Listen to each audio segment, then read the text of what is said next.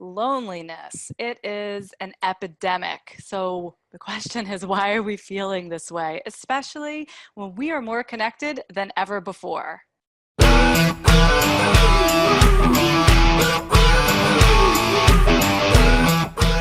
Did you know that loneliness has the same level of risk for heart disease as smoking?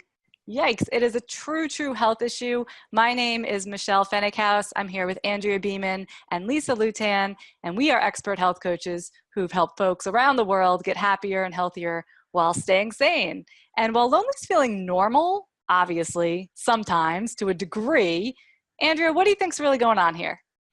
Well, I mean, there are a lot of lonely people. Like there was an old song by the Beatles, All the Lonely Lonely People, where peoples. do they all come from, right? So loneliness is here, but I agree with you that it seems to be getting bigger and bigger, even though we're more connected than ever. So like if you look at the longest lived people in the world, there are no isolationists. Right? They're not living by, it's not the hermit in the cave that lives to be 107, right? Or it's a rare hermit in the cave. The longest lived peoples are integrated into a community of other people because human beings need each other to thrive. So when I work with my clients and if they're eating late at night, I always ask if they have a partner at home. And a lot of times they'll be like, no, it's just me, or maybe my cat or my dog, right? So I know that there's this loneliness or this emptiness there. And if they do have a partner in the home and they're still eating late at night, I ask them how the relationship is, right? Because you could be in a relationship but still feel lonely, right? If you're not connecting with your partner, if you're not connecting with your heart, if you guys are living separate lives, there could still be that loneliness there. So I always connect late night eating with a loneliness factor because food is comforting and it fills us up, but it'll never fill that lonely space, right? That space that is not connected to other human beings or maybe not connected to a deeper spiritual context, like that they're not really alone. Here we are on the planet, but we're not really alone. Even if we isolate ourselves, we're not alone, right? But that's a much bigger conversation than we get covered in this amount of time. I also like you said, Michelle, I think we're more connected than ever on social media, but I also think it creates a lot more loneliness because we're not really connected. We don't meet each other for hugs. We don't hold hands. We don't share meals. We can see a meal, right? I can go out to a restaurant, I could post a meal and then fans could see it, but I'm not sharing literally a meal with them. I'm not reaching across the table and holding someone's hand. So they can't really experience it. So I think social media can create more loneliness in the world. We need to connect with each other for good health. We need to have heart-to-heart, intimate human connections. And again, for a deeper perspective, we need to connect to the bigger everything in the universe to know that we're not alone and we're never alone. Wow, so this is a topic that I've talked a lot with women in groups, and it's really interesting because I think there's a lot of shame around loneliness. It's kind of, oh, I'm weak, like something's wrong with me if I'm lonely. And so I think there needs to be a lot more discussion on this topic. For starters, I totally agree about social media. We think we're connecting with our friends because we see what they're doing, but we're not actually, we're doing that instead of meeting them for coffee or going for a walk, and we're not getting that human connection. We also feel this need, we have to look so happy and our life is so perfect. And that separates us sometimes from our reality, which makes us feel isolated as well. Some other things that are going on is, we used to have villages, and now we're not living near our families. We're more affluent as a society, so we can hire the babysitter instead of asking our friend to take care of our kid. We're doing more things through delivery services, so we don't have to go to the market and see people. And with all this wonderful technology to make our lives easier, it's really easy to stay home all day and just have everything delivered, do everything on the computer, and not see real people. And I know I have plenty of days like that myself, and you start going, like I need a real person. So I think it's something to be aware of. Other things that are happening, we're so busy. Everyone's so busy. What's the first thing to go? fun with your friends, fun with people you care about. So that goes out the window because we need to get everything done. We need to have everything done. So that's another area. Like robots, Lisa. So if you're a robot, Yeah, you don't actually need friends, right? If you're so right. busy, you just keep going, going, going, doing the work, you don't need any friends. Yeah, yeah. And I think there's one other thing. I think we love to give people help, but we hate asking for help. And sometimes when we're asking for help, we are actually connecting in a deeper way, saying, I need you, you need me. We are a unit in this bigger world of, everything.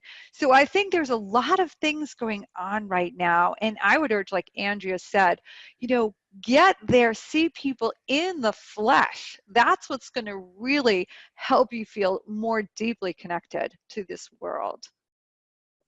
Remember when we were talking about this topic, you guys, and we were like, oh yeah, remember we were gonna like stop doing this show, or we were considering like, why are we doing this show? And all three of us, we all said something like, I like seeing you guys. It can get lonely working by yourself at home. So many people work from home these days and telecommuting, and the three of us do as well. So to come together like this, and we get together in real life too sometimes, which is so great. I think we're overdue for that. We need a little get together. We're totally overdue. Yeah. But it's this connection that we've created with each other that's part of why we want to keep doing the show, as well as to have great content for all you guys. This is a little bit of a selfish venture too, so I just want to put that out there. But Lisa, I liked what you said about families living farther apart. That's what really came to mind for me when I was thinking about this show, because when I was going off to college, I was 17 years old, and I just wanted to get the heck out of Dodge, right? I didn't think twice about leaving home. Put me on an airplane, take me as far away as I could go. And I grew up in the New York, New Jersey area, looking at colleges in California. And my mother, she begged me, do not go to California. Please be within driving distance. And I thought, why? Come on, lady, let it go. I'm going far. I'm going to live my life. I ended up in Boston, so that was within driving distance, and stayed there for 15 years. And as a young adult, it was great. I had the time of my life. Like, I love that dirty water. All you Boston people will get that reference. But once I got married, once I had kids, once I wasn't surrounded by the other people in my dorm, for example, I realized how much I wanted to be back and closer with my family. And my husband was like, at one point, let's move to San Francisco. I looked at him and I was like, you will go alone. There's no way I am moving that far away from my family again, because I think that the fractured family unit, whether it's divorce, estrangement for whatever reason, or the physical distance of being apart, plays a huge role in our loneliness. Like, as a culture, this is what we do now. We don't, go to the college down the street and live at home. We don't, we leave, we take off, we plant roots in other parts of the world, and the family gets fragmented. I'm really happy to be back now. My aunts, my cousins, they live over there. My grandpa, he lives about 20 minutes away. He's 92 years old, and there is nothing like being with my family again. Oh. So wait, your grandpa, this is the one that makes the brownies? Does he make the brownies, the grandpa? Makes the brownies. He must have listened to our last episode, the one we Yeah, he's doing well. It's so great to be near him. But I know not everyone is as lucky as I am, right? Not everyone has family or can be near their family. It's true for a lot of my clients. I think that the next best thing you can do is purposely create a support system for yourself. Like if you're a churchgoer, there's a great community inside many churches. When I lived in Boston, I got really into the yoga scene, because these are people we got together almost daily to do something that we loved, and that was a great community for me. Maybe it's a therapist or a coach or a dog, or maybe all three of those, but like we've been saying, we really do require being surrounded by love and support and people that care for us. It's more important than how many vegetables you eat, really. Amen. Amen, sister. So we want to thank you all for joining us today. If you have any questions about anything, or if you're feeling lonely, send us a comment and we will connect with you. And one day we will have a live event and you can meet us and we'll all hug each other in a big love circle. So make sure to subscribe.